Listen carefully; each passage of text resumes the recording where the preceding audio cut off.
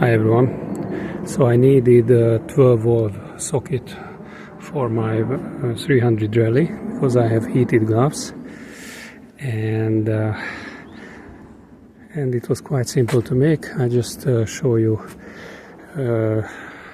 quickly what to do. So this is 12 volt socket from AliExpress, and the cabling was a bit short, so I lengthened it. You need to undo this bolt. You need to remove this panel by undoing the crash bar, so you can access the bolt here, and you remove this panel, and when that's removed, then you pull this. You actually don't need to pull this forward, yeah, so you just move it, and there is the battery, and you can connect it, and then you just need a few zip ties. Yes.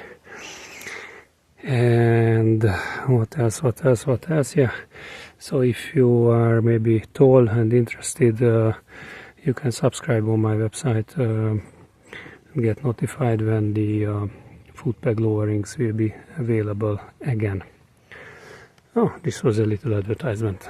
On the pegs out.